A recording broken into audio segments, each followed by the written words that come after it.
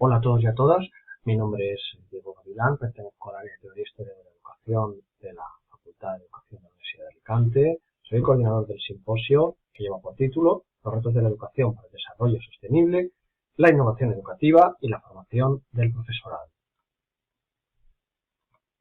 Nos situamos en el marco de la Agenda 2030, que ha reconocido el papel de la educación como un agente fundamental de transformación de la sociedad, más sostenible, equitativa y justa. Por otro lado, la comunidad científica y los organismos internacionales están instando a todos los países al desarrollo de competencias clave transversales como el pensamiento crítico, sistémico, el pensamiento complejo, competencias vinculadas con la anticipación, con la estrategia, con la colaboración y la resolución de problemas. Lo cierto es que este tipo de competencias, para que sean adquiridas por el alumnado, hay que trabajarlas en las aulas a través de metodologías activas, participativas, innovadoras, y los docentes pues tienen que estar preparados para llevar, ¿no? Pues todo este tipo de metodologías y de competencias transversales al aula.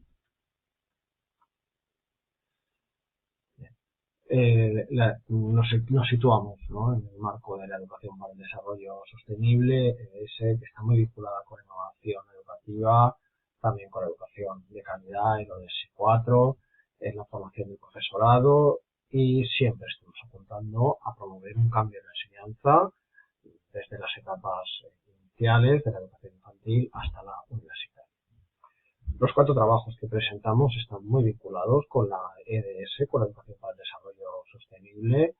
El primero está muy relacionado con las redes sociales, que es un contexto de socialización en el que se mueven nuestros jóvenes con naturalidad y pensamos que puede ser también utilizado desde la educación. Se titula Repercusión en Twitter de los ODS en educación, un planteamiento de innovación educativa. El segundo trabajo, vinculado directamente con el pensamiento sistémico y con su trabajo, fomento y desarrollo en las clases, se titula El pensamiento sistémico se aprende, un estudio de caso del futuro profesorado. En tercer lugar, tenemos un trabajo muy interesante vinculado con una problemática actual, ¿no?, podríamos decir de urgencia, de primera necesidad, como es el del agua. Se titula Las estaciones de aprendizaje para trabajar el ODS 6, los caminos del agua. Y finalmente, en un ambiente bélico, prebélico, como lo quieran llamar, como el que nos encontramos en la actualidad, donde incluso también se habla que los índices de violencia están aumentando a todos los niveles, también entre los más jóvenes, pues es también un trabajo que está de plena actualidad y que está también vinculado con la educación para el desarrollo sostenible y la promoción de los valores de paz. Se titula Empatizar con los conflictos bélicos para trabajar el ODS 16, creación de una situación de aprendizaje a partir de la simulación urbana. Esta es nuestra propuesta. Como siempre, es un placer compartir estos espacios de innovación educativa y espero que podamos coincidir pronto. Muchas gracias. Mi nombre es Juan Francisco Álvarez Herrero. En este Congreso Internacional de Educación e Innovación, CIEI 2023, voy a presentar la comunicación Repercusión en Twitter de los ODS en Educación, un planteamiento de innovación educativa. Los Objetivos de Desarrollo Sostenible, los ODS, son una herramienta importante para promover el desarrollo sostenible y abordar los desafíos sociales y ambientales a los que se enfrenta el mundo en la actualidad. Buscan asegurar que todas las personas tengan acceso a las necesidades básicas como agua limpia, saneamiento, atención médica y educación. Por tanto, la educación es fundamental para el logro de los ODS. De hecho, la educación en sí misma es un objetivo, ya que el ODS 4 busca garantizar una educación inclusiva, equitativa y de calidad para todos. Esto implica asegurar que todos los niños y jóvenes tengan acceso a una educación de calidad, desde la educación primaria hasta la educación superior. Además, la educación es un medio para alcanzar muchos de los otros ODS. Por ejemplo, la educación es un factor clave para erradicar la pobreza, el ODS 1. También para mejorar la salud y el bienestar, el ODS 3.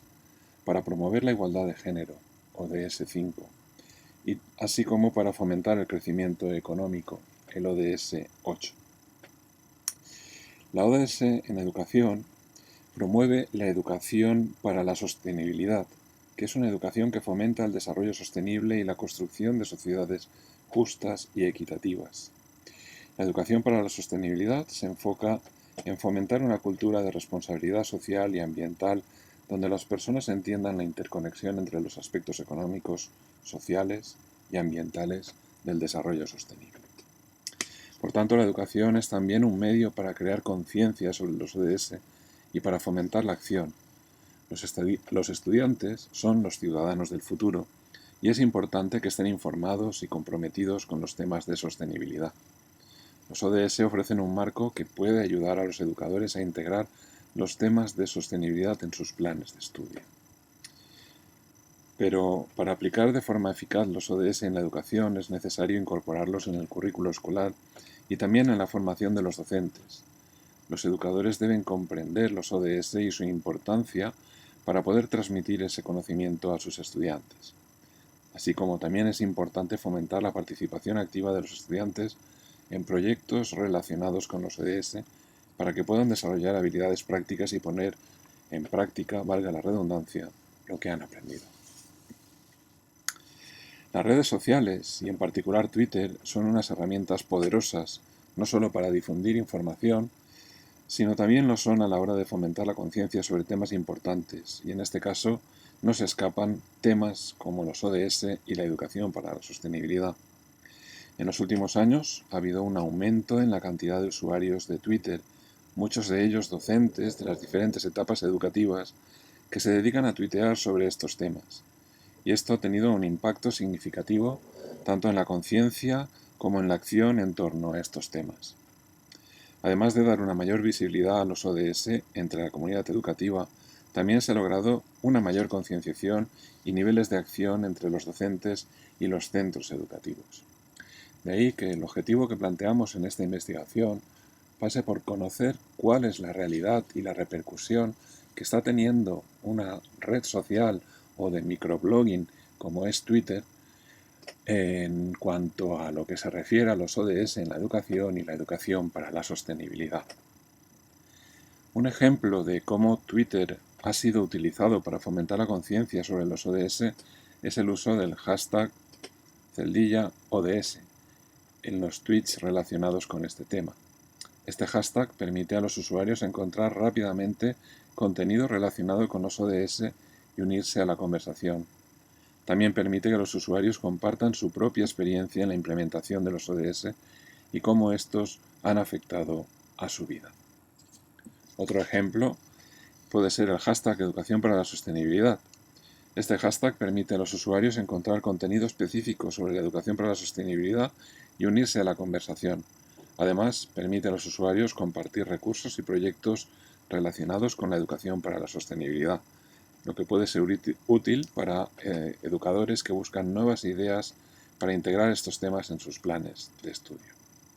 Asimismo, la participación de líderes mundiales en Twitter también ha tenido un impacto en la difusión de los ODS y de la educación para la sostenibilidad. Muchos líderes mundiales han utilizado Twitter para hablar sobre la importancia de estos temas y para compartir sus propias iniciativas relacionadas con ellos. Un ejemplo sería, por ejemplo, la ONU, que tiene una cuenta en Twitter dedicada exclusivamente a los ODS y que la utiliza para compartir noticias, eventos relacionados con este tema y otras cosas. Así, muchas organizaciones y empresas también han utilizado Twitter para difundir información sobre sus propias iniciativas relacionadas con los ODS y la educación para la sostenibilidad. Esto también ha permitido una mayor visibilidad de estas iniciativas y ha ayudado a inspirar a otras organizaciones y empresas a tomar medidas similares. En conclusión, Twitter ha tenido una importante repercusión en la difusión de los ODS y la educación para la sostenibilidad. Y eso lo podemos ver no solamente haciendo consultas en Twitter, sino aprovechando algunas aplicaciones y programas informáticos que nos permiten realizar análisis de la realidad. Podemos darnos cuenta de esta repercusión. Una de estas herramientas es Tweetbinder. Tweetbinder permite analizar de forma gratuita hasta los 200 últimos tweets que sobre uno o varios hashtags asociados se hayan producido en Twitter. Tomando esta herramienta en una fecha concreta y retrocediendo a los 200 últimos tweets, si es que los hubiese, hicimos una búsqueda de los siguientes hashtags. ODS y educación dio 26 tweets como respuesta. ABP, el aprendizaje basado en proyectos, metodología activa de frecuente uso en la actualidad entre los docentes, dio unos resultados de más de 200 tweets que utilizaban la etiqueta ABP Educación. Flip Learning obtuvo una respuesta de 110 tweets. Competencia digital docente, a su vez, una respuesta de 89 tweets. Y TIC y educación, una respuesta de 91 tweets. Como vemos, cualquiera de los otros temas tiene una mayor repercusión que el de ODS y educación. Estamos pues ante una demostración, una vez más, de que aunque se están haciendo las cosas bien y de forma interesante en las escuelas y centros educativos, estas cosas no son suficientes y es necesario y urgente dar la voz de alarma para que los ODS y la educación para la sostenibilidad sean tenidas más en cuenta en las instituciones educativas, ya que de ellas supone la mejor arma, o si se prefiere, el mejor instrumento, no solo para divulgar y actuar, sino para también concienciar a generaciones y futuras, presentes y futuras, de nuestro deber y obligación para con un mundo más sostenible. Hemos visto que cuando analizamos la repercusión en Twitter que está teniendo los ODS en la educación, comparada con otras temáticas de interés para la comunidad docente, nos damos cuenta de que la sostenibilidad queda muy alejada del interés principal de los docentes. Por ello, podemos confirmar que se ha constatado que la repercusión de los ODS y la educación para la sostenibilidad en Twitter está muy por debajo de estas otras temáticas, que aun siendo también interesantes y necesarias, no son tan urgentes y primordiales como lo es llevar la problemática de la sostenibilidad a las aulas. Hasta aquí esta comunicación. Quedo atento a los posibles comentarios, preguntas o sugerencias que tengan bien hacerme. Muchas gracias por su atención. Hola, buenas tardes. Mi nombre es Diego Gavilán y pertenezco al área de Teoría e Historia de la Educación de la Facultad de Educación de la Universidad de Alicante. Voy a presentar la ponencia El pensamiento sistémico se aprende, un estudio de caso del futuro profesorado. He querido empezar esta comunicación con algunas preguntas que seguramente todos nos hayamos hecho alguna vez, si pensamos bien, cómo podemos interpretar los distintos sistemas en los que vivimos, trabajamos, interactuamos. Si pensamos en superficial o en complejo, creo que todos ya podríamos tener una respuesta para eso, sobre todo cuando hablamos de nuestros estudiantes y en general de la sociedad actual. Y luego también pues he querido iniciar esta comunicación preguntándome si aceptamos con nuestras estrategias, ¿no? Estrategias de vida, estrategias laborales. Lo cierto es que del pensamiento sistémico se sabe muy poco. Podríamos incluso decir que el pensamiento, ¿no?, de los distintos tipos de pensamiento crítico, pensamiento creativo, se habla mucho de ellos, pero realmente no es tan fácil llevarlos a la escuela. En la educación primaria hay algunos investigadores que ya han hecho estudios acerca del pensamiento sistémico, como son Ferrier, Manbey y tal. Y en educación secundaria tenemos a Raj Mathura, Wiebe, que recientemente también están interesados y estudiando este tema del pensamiento complejo. Lo cierto es que ahora se habla mucho, ¿no?, de esta sociedad posmoderna, que es tan cambiante, que es absolutamente impredecible, que está llena de incertidumbre y que sí, se podría decir que está regida por el cambio, ¿no?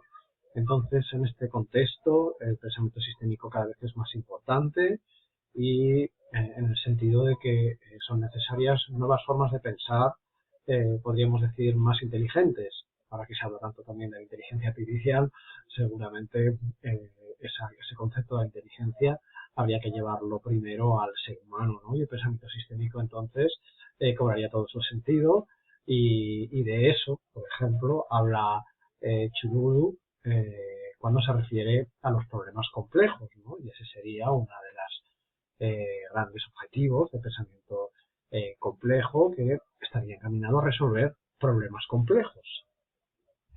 Por otro lado, el pensamiento complejo, el pensamiento sistémico, en este caso, pues no termina de definirse, o no hay un consenso entre los académicos para saber exactamente de qué se trata, si es una ciencia, si es un método o es un enfoque, y de eso habla que Camelia y sus compañeros. Bien, la pregunta que nosotros nos hemos querido plantear en este estudio y que nos ha animado, ¿no?, a abordar este desafío es si se puede enseñar el pensamiento complejo y también el pensamiento sistémico, si se puede trabajar en las aulas, si los profesores se pueden formar en competencias de pensamiento sistémico y si podemos ayudar a nuestros alumnos a que desarrollen competencias de aprendizaje de pensamiento sistémico. Bien, por tanto, se trataría de integrar este aprendizaje, esta competencia, en los planes de estudio universitarios y de manera que lo pudiéramos articular en nuestras disciplinas, en nuestras asignaturas. Bien, lo cierto es que todos nos esforzamos, ¿no?, por entender entender las distintas situaciones en las que nos encontramos y en concreto los sistemas complejos. De eso nos habla Spearman, Sini o Striding.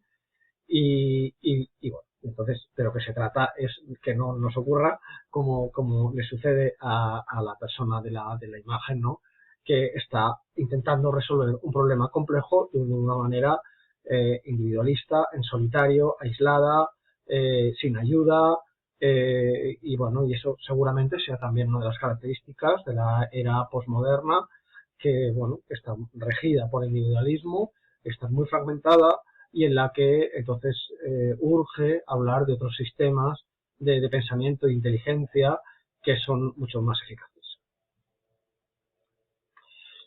El pensamiento sistémico, por tanto, se basa en un sistema que se entiende como un conjunto complejo de partes que interactúan para crear un comportamiento dinámico.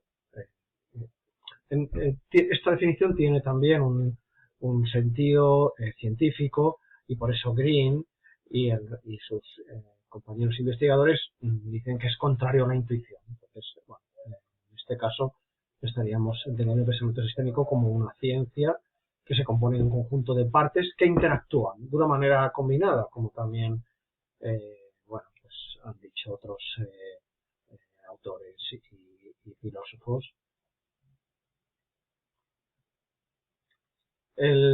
También podríamos hablar del pensamiento sistémico como un conjunto de habilidades y una forma de pensar que permite a las personas comprender la complejidad dinámica.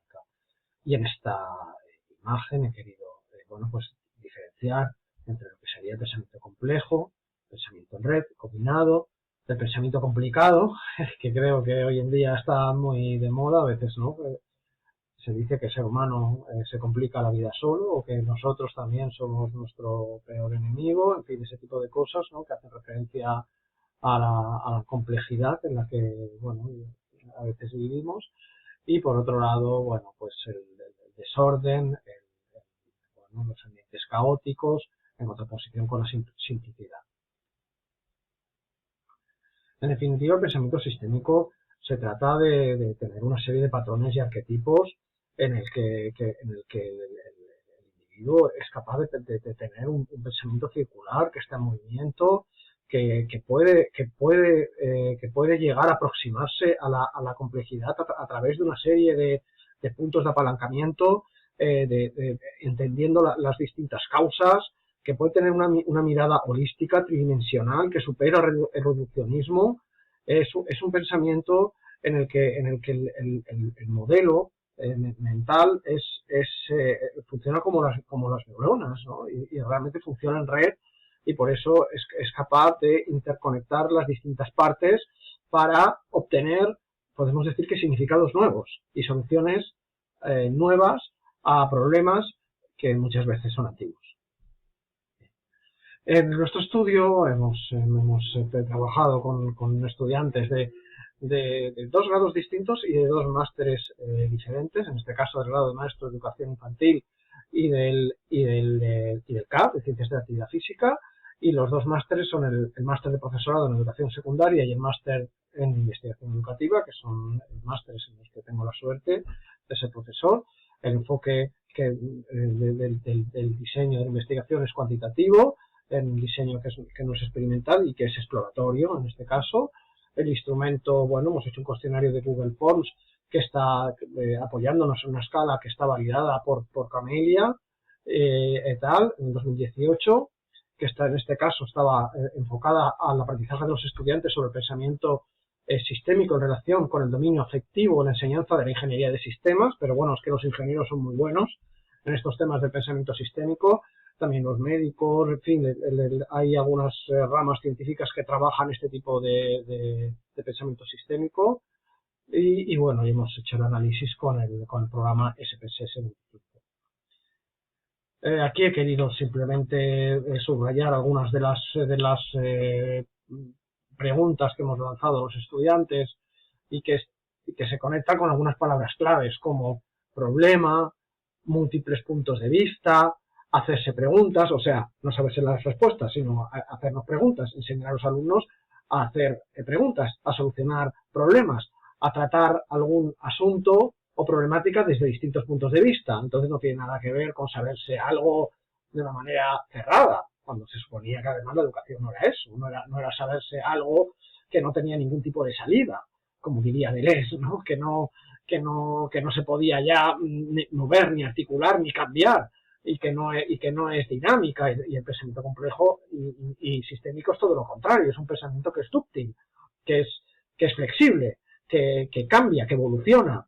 En fin, de eso se trata también, de trabajarlo en las clases, ¿no? Y para ello podemos utilizar mapas mentales, imágenes, diagramas causales o gráficos, que a lo mejor muchas veces no utilizamos en clase y que entonces pues tenemos que volver a este tipo, ¿no? de herramientas que son interesantísimas para los alumnos porque les permiten entender la realidad de una manera distinta, holística, relacional, integrada, interconectada. Esa es la idea, ¿no? Por otro lado, el pensamiento sistémico trabaja distintos campos científicos. En nuestro ámbito, aparte de la educación, nosotros estamos muy conectados con la psicología, con la sociología, con la filosofía. Y bueno, otras ideas que he querido subrayar es la idea del grupo frente a la individualidad, la idea del proyecto frente a la tarea también, ¿no? Individualizada. Siempre este concepto de las interconexiones y de las influencias mutuas, porque de ahí emergen nuevas ideas y soluciones a problemas complejos.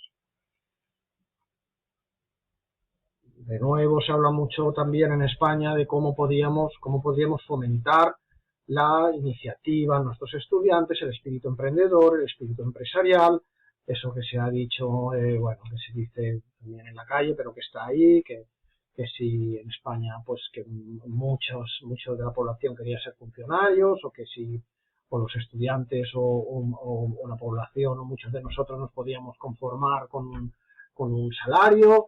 Y entonces, bueno, pues cuando además, cuando a lo mejor en otras culturas, ¿no? Americanas o norteeuropeas, la mentalidad es mucho más, es distinta, ¿no? Es mucho más proactiva, es más activa, es una mentalidad que fomenta más la autonomía, el lanzarse a hacer cosas, a iniciar proyectos. Bueno, pues esa es la mentalidad que queremos también para España, por supuesto, y es la que los profesores tenemos que fomentar, ¿no? Muy importante la comunicación, ¿no? Para el pensamiento complejo, que estamos viendo en las aulas, que hay problemas a la hora de expresarse los estudiantes, de comunicar sus ideas, de expresarse, como si tuvieran miedo, como si fueran tímidos. Eso sucede a partir de la etapa de secundaria, incluso en la universidad. Entonces, ese tipo de competencias vinculadas con la comunicación y con la expresión hay que fomentarlas. Siempre estamos buscando soluciones alternativas, ¿no? Y no dándole vueltas a lo mismo, como sucede en los medios, en la política, etcétera, ¿no? Entonces se trata, ¿no? También en la educación de dar como un aire, un impulso, ¿no?, de aire fresco, de ver las problemáticas desde distintas perspectivas, de estar siempre buscando soluciones o distintas soluciones con nuevas alternativas y no de estar siempre anclados en las identidades colectivas que solo tienen una solución para todo el mundo. Bueno, bien, por ir finalizando ya en el tema de los resultados y las conclusiones, bueno, decir que han tenido una valoración alta los ítems que estaban vinculados con la participación colectiva en proyectos, en los que se valoran las aportaciones de los demás. También ha adquirido una puntuación elevada la importancia de adquirir conocimientos en campos distintos a la especialidad, que eso está muy bien, tener esa mentalidad. Hoy en día, cuando hay una tendencia hacia la especialización o superespecialización, está muy bien que los estudiantes tengan ese pensamiento. Una valoración media han obtenido ítems como se me dan bien los proyectos y la organización personal, me gustaría asumir riesgos para resolver problemas, aquí unos sí y otros no, disfruto utilizando mapas mentales, diagramas o gráficos, igual, una valoración es media, cuando contribuyo a un proyecto o tarea grupal, soy proactivo, algunos sí, otras no, ¿vale? Estos son el tipo de cosas que hay que seguir trabajando en la clase. Y finalmente han obtenido una valoración baja los ítems referidos a que los alumnos, cuando están trabajando con sus compañeros, prefieren hacer preguntas, a investigar por su cuenta. Aquí se aprecia, ¿no?, que el trabajo todavía sigue siendo más individualista que cooperativo. Y esta pregunta también es muy gráfica, ¿no? Vuestra respuesta cuando los alumnos indican que cuando se encuentran un problema, intentar encontrar una respuesta rápida sin entrar en detalles, ¿no? Esto daría para una comunicación, un artículo solo, ¿no? Y esta cuestión podría ser uno de los aspectos fundamentales de por qué a los alumnos les cuesta tanto encarar los marcos teóricos o los trabajos de investigación que tienen un punto de vista más complejo, que necesitan un análisis previo, cuando normalmente estamos habituados a encontrar o a buscar los caminos más rápidos. Por eso los trabajos de investigación que tienen cierta complejidad nos cuestan más, pero eso daría para otro estudio. Pero lo haremos. Bueno, muchas gracias. Hola, soy Pablo Rosas Limiñana, doctor y profesor de la Universidad Internacional de La Rioja, en España. Les presento la ponencia Estaciones de Aprendizaje para trabajar el ODS 6, Los Caminos del Agua. Esta actividad viene precedida de una experiencia realizada con profesorado no universitario en un curso de formación del Centro de Formación del Profesorado CEFIRE en la propia ciudad de Alicante, lo cual nos permitió experimentar con aquellas actuaciones y aquellos ítems y aquellos recursos que con posterioridad íbamos a poner en práctica para el alumnado. Se buscaba que el alumnado comprenda la importancia del ODS 6 dentro de toda la plataforma y política de desarrollo de los Objetivos de Desarrollo Sostenible de la Agenda 2030. También se pretendía que el alumnado comprenda la dificultad de vivir en zonas sin ríos o agua cercana, como es el caso de la ciudad de Alicante, ciudad mediterránea de España, con un clima semidesértico mediterráneo. Que aprenda también sobre el origen del agua en esta ciudad y su valor patrimonial, y que conozca el ciclo del agua y su. Otro objetivo también era el que entendiese el uso del agua en tiempos difíciles. En tiempos, por ejemplo, de la Guerra Civil Española, en donde un refugio antiaéreo preparado para proteger a la población civil de los bombarderos aéreos que desde las Islas Baleares provocaban a la ciudad de Alicante, se usó en guerra y en posguerra también como lavadero por parte de vecinos y vecinas de la población del barrio de Las Carolinas. Bien, la metodología empleada para el desarrollo de esta propuesta y de estas actividades va a ser precisamente diseñar y preparar las actividades a partir de una herramienta muy interesante de las metodologías activas, cuál es las estaciones de aprendizaje, en este caso no en el aula, sino al aire libre, en la medida que lo que se pretende es que el alumnado conozca recursos patrimoniales aún hoy existentes en el espacio urbano de la ciudad. El acceso también a través de herramientas muy conocidas como son los mapas de Google colaborativo y con la aplicabilidad que tienen los dispositivos móviles para la orientación en el espacio urbano. Todo ello para la promoción de competencias que tienen que ver obviamente con la sostenibilidad y el compromiso con el patrimonio, tanto el patrimonio cultural como el patrimonio natural, en este caso de la ciudad de Alicante en España. Decíamos que pondríamos en marcha la utilización de una herramienta interesantísima dentro del ámbito pedagógico, cuál es las estaciones de aprendizaje. Lo que buscamos es un desafío en el sentido de apoyar y alentar en la medida de lo posible a los estudiantes, al alumnado en su capacidad de tomar cada vez más el control de su propio proceso de enseñanza-aprendizaje y en la asunción de la responsabilidad de esa enseñanza-aprendizaje. Como verán en esta lámina, se expone cómo y de qué manera diseñamos y preparamos las actividades. Son 6 estaciones de aprendizaje, una breve descripción de cada una de ellas y, obviamente, los objetivos educacionales que cada una de ellas tiene implícito para su desarrollo. La primera de estas estaciones de aprendizaje se realizará en el Museo de Aguas de Alicante, museo que tuve el honor de coordinar su diseño y realización en el Casco Antiguo de la Ciudad de Alicante, en la Plaza del Puente. Los objetivos de esta estación de aprendizaje va a ser que el alumnado aprenda sobre el ciclo del agua y su reciclaje, muy bien explicado en el contexto de este museo, conocer también muy bien explicados en él los procesos de agua y tratamiento de aguas residuales en la propia ciudad y la importancia, cómo no, que esto tiene para la conservación del medio ambiente y la salud pública.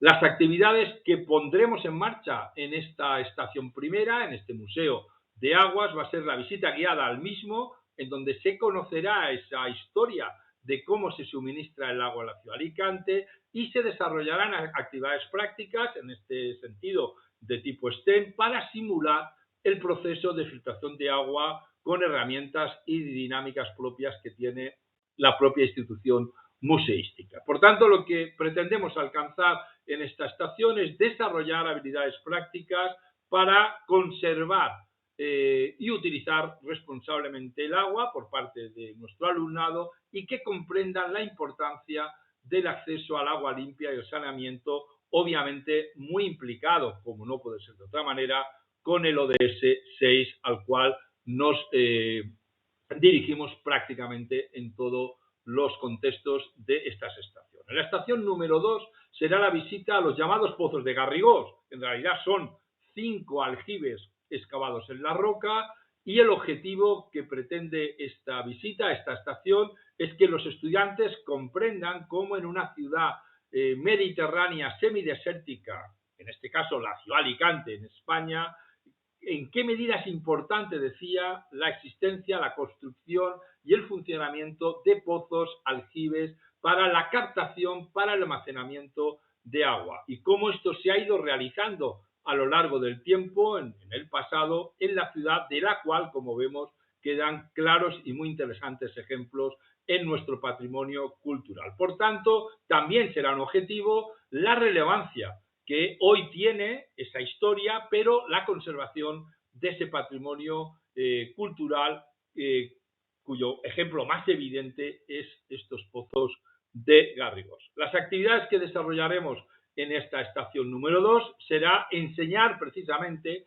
esas técnicas antiguas de cómo se recolectaba el agua, ya desde la época de los neolíticos, de los íberos, los romanos, los musulmanes, que son los que en realidad empezaron a construir la ciudad en el entorno actual del casco urbano de Alicante, y cómo recolectaban, cómo almacenaban el agua, y utilizaremos las instalaciones de estos pozos de Garrigós para el desarrollo de la misma. Lo que pretendemos, por tanto, alcanzar es fomentar la discusión sobre efectivamente cómo debemos conservar y proteger estas estructuras como huella, como fósil director de lo que debió ser una obra titánica, una actividad permanente y diaria, cual era la de conservar, almacenar y conseguir agua en un territorio sin ríos, como es el de la ciudad de Alicante. La estación 3 será la exposición sobre el origen del agua existente en el refugio antiaéreo de la Guerra Civil de la Plaza Palmeretes, en el barrio Carolinas, exposición que he tenido el honor de montar, y por tanto los objetivos que pretendemos en esta estación, la número 3, es que el alumnado aprenda precisamente sobre ese origen del agua en Alicante, una ciudad sin ríos, una ciudad sin agua, y cómo se las apañaron para, desde prácticamente la existencia del ser humano en la misma, de transportar ese agua. Nos centraremos obviamente en aquellos que fueron los impulsores de la traída de agua al actual casco urbano, que son los musulmanes, desde las fuentes de la Fuensanta y de la Goteta. Las actividades que desarrollaremos en esta estación 3 será esa visita guiada a la exposición dentro de este refugio de la guerra antiaérea y un role-playing basado en una de las varias leyendas históricas que se han conservado en la ciudad de Alicante como auténticas joyas literarias sobre precisamente la importancia de la necesidad del agua para la ciudad. En este caso, la famosísima leyenda de la cara del Moro y de Alí y Cántara, que viene a reflejar, como decíamos, en los propios nombres de los personajes, la importancia del agua en un espacio sin la misma. Los resultados a alcanzar será el fomentar precisamente la discusión sobre esa necesidad otra vez de conservar y proteger estas estructuras, conservar esas leyendas orales, conservar esa conciencia de la conservación de la necesidad de tener agua y estructuras donde almacenar.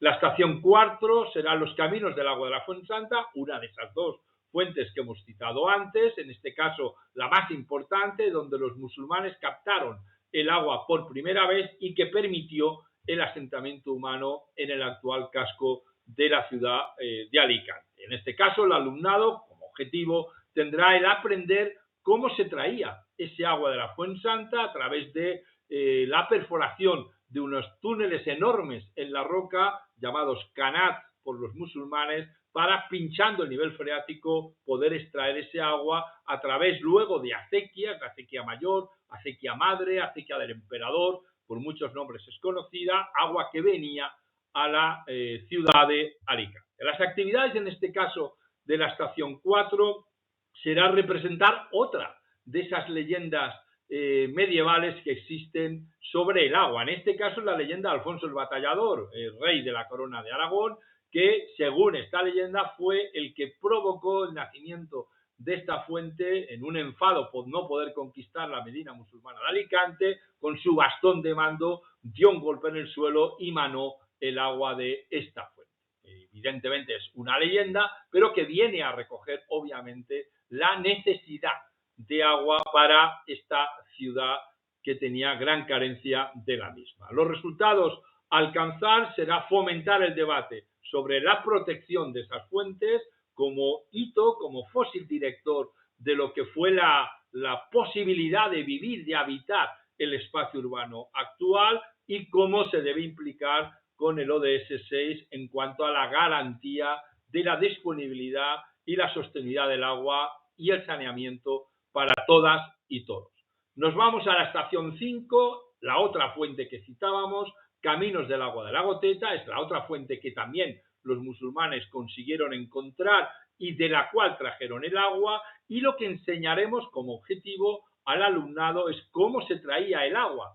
Hay que tener en cuenta, y esto es algo que a los alumnos hay que explicarles claramente, es que el agua debía ser traída caballera, es decir, horizontalmente o en todo caso en inclinación progresiva, porque no había ninguna otra manera de impulsar mecánicamente el agua. De ahí que se tuvieran que ingeniar para construir acueductos, acequias, etc.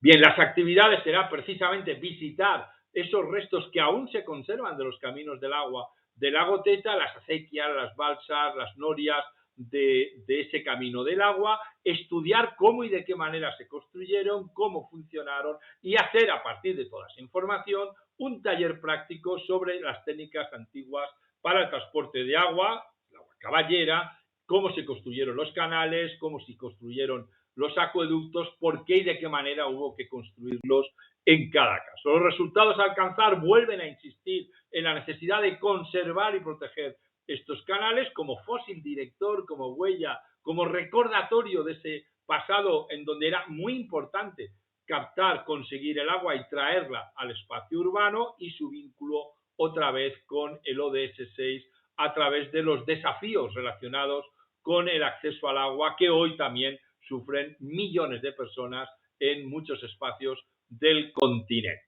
La estación 6, volveremos al refugio antiaéreo de la Guerra Civil en la Plaza Palmeretes, pero con otro objetivo muy distinto al anterior. En este caso, buscaremos explorar cómo se ha usado el agua en tiempos de guerra, en tiempos difíciles, en situaciones difíciles como las que hoy atraviesan muchas personas, muchos hombres, mujeres y niños en el mundo, bien en la Guerra Civil Española, en la posguerra de esa guerra civil. Este refugio, por manera natural, se llenaba de agua y era utilizado por muchísimas mujeres para sacar agua, para beber, para limpiar y sobre todo usar el refugio como lavadero de ropa. Por tanto, haremos una actividad clave y fundamental. En este caso, un taller de fuentes orales, a partir del cual los niños y las niñas, los estudiantes de secundaria, los estudiantes universitarios, recogerán información de las personas mayores que aún existen en el barrio Carolinas, donde se ubica este refugio,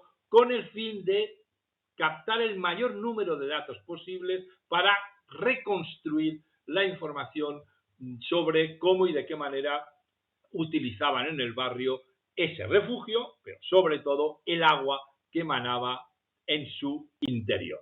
Los resultados en este caso a alcanzar buscan la concienciación sobre ese acceso, esa necesidad de acceso al agua potable, al saneamiento, que se tiene aún, insisto, en muchas partes del mundo y que en tiempos de posguerra en Alicante era clave y fundamental. Todo ello dentro del ámbito del ODS 6, con la importancia del uso sostenible de los recursos hídricos, la gestión eficiente del agua y todos los aspectos que en ella se deben incluir. Por tanto, en el artículo lo que hemos querido y en las actividades propuestas es trabajar los caminos del agua en una ciudad sin agua, en una ciudad sin río, en donde la necesidad de concienciar al alumnado sobre la importancia del agua cuando no la tenemos es vital e importante.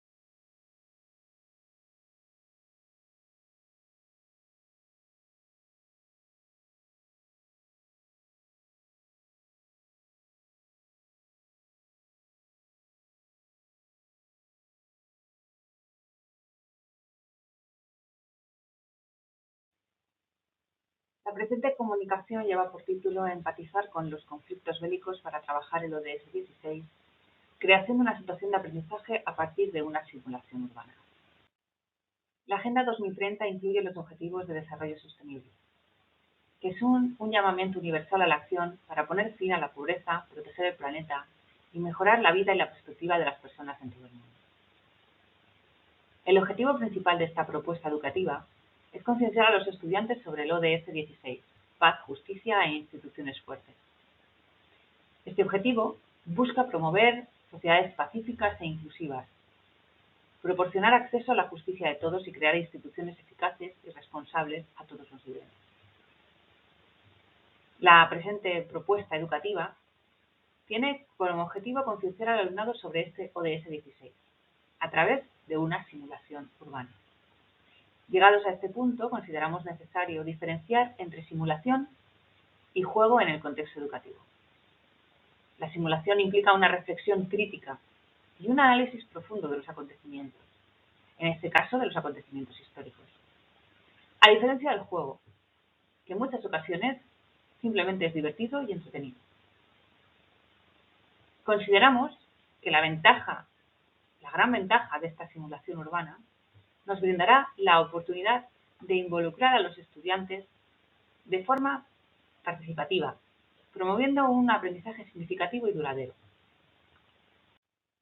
Durante el transcurso de la ejecución y de la producción de esta simulación urbana, tuvimos la suerte de poder llevarla a cabo dentro de unos cursos de formación permanente del profesorado. Nos brindó la oportunidad de poder identificar cuáles eran los puntos débiles o los puntos fuertes de esta simulación urbana como herramienta educativa, una vez desarrollado el testeo de la simulación con compañeros que se encuentran muchas veces ante la misma problemática que nosotros. Pero el objetivo final de la simulación se basaba en establecer una serie de mejoras que permitiesen la aplicación de la simulación en el alumnado a diferentes niveles, adaptándose, por supuesto, a la complejidad y al lenguaje de los diferentes niveles educativos. Identificar el grado de motivación del alumnado ante la simulación de aprendizaje. Conocer los diferentes roles y predisposiciones del alumnado en las acciones en grupo. Determinar en qué medida son conscientes de los contenidos o saberes básicos relevantes explicados durante el transcurso de la simulación. Saber hasta qué punto el alumnado comprende y es capaz de crear propuestas de causalidad histórica. Y finalmente, valorar el nivel de conciencia del alumnado, con una distancia histórica. Para el diseño y preparación de la simulación, lo primero era tener un tablero de juego. Y ese tablero de juego fue la ciudad de Alicante. La ciudad de Alicante, dentro del contexto de la Guerra Civil, fue la última ciudad tomada por las tropas fascistas durante la Guerra Civil Española. Eso le da validez a este juego, porque va a ser un juego de simulación de deconstrucción de la ciudad. Es decir, el alumnado tendrá un plano urbano, la trama urbana de la ciudad de Alicante, con los diferentes barrios marcados por colores para que pueda facilitar la comprensión de los mismos, y se verá en la situación de ir viendo cómo su ciudad va siendo bombardeada, va siendo destruida, y cómo los ciudadanos, en este caso las mujeres y los niños que se encontraban fuera de los frentes de guerra, en las ciudades llamadas de retaguardia, van a tener que sobrevivir, y para ello se van a crear los famosos refugios antiaéreos. El funcionamiento del juego es a través de rondas y narrativas. Cada ronda presenta una narrativa descriptiva de la situación histórica y una serie de objetivos a conseguir en cada una de las rondas. Así pues, deberán identificar cuáles son los objetivos que se pretenden abatir por estas tropas fascistas, localizar las defensas antiaéreas y los reflectores republicanos, identificar los bombardeos a objetivos militares y civiles, que incluirán también el número de bombas y, por desgracia, el número de fallecidos. Y finalmente, deberán dibujar los distintos refugios antiaéreos que se construyeron. La metodología para la toma de datos se desarrollará en 3 fases. La primera, el registro del juego; la segunda, un cuestionario mediante Google Forms; y la tercera, una prueba teórica. La primera de ellas, el registro del juego, consistirá en que el alumnado, una vez que haya finalizado cada una de estas rondas, realizará una fotografía. Al final, se creará una especie de vídeo que permita visualizar la evolución, en este caso la deconstrucción de la trama urbana de la ciudad de Alicante. Mediante un cuestionario de Google Forms, se buscará obtener las siguientes respuestas de carácter abierto en el alumnado. Motivación a la actividad. ¿Cómo te sentiste? Roles y actividades o actitudes ante la actividad. ¿Qué pasó en el juego? Conectar con el presente. ¿Qué aspectos están conectados con tu realidad? ¿Qué has aprendido? ¿Qué hubiera pasado si? ¿Y cómo seguimos ahora? Y la tercera fase consistirá en una prueba de la adquisición de saberes mediante 5 preguntas tipo test y 2 preguntas de desarrollo. Análisis de los resultados. Se utilizará un software QDA de análisis mixto, cuantitativo y cualitativo, donde analizaremos las narrativas de todas estas preguntas que hemos realizado de carácter abierto con la finalidad de poder establecer una serie de códigos y subcódigos que nos permitan identificar tipos de resultados y hacer comparativas en función, por ejemplo, de género, también podríamos hacer en función de edad. Con todos estos resultados podremos elaborar una discusión donde analizar y debatir diferentes aspectos relacionados sobre todo con la evolución, con las dinámicas, con los roles que han surgido durante esta actividad. Podemos analizar o observar si ha surgido un líder de manera natural y cómo ha afectado el surgimiento de este líder o las acciones que este líder ha provocado en el resto del grupo, ¿no? Si se han adoptado diferentes roles de manera natural, si han imperado unas acciones sobre otras y cómo ha afectado a la simulación. Se podrá discutir si algún participante ha dejado la lectura del documento y cómo ha afectado su participación, si ha influido negativamente en el desarrollo y en el transcurso de la simulación.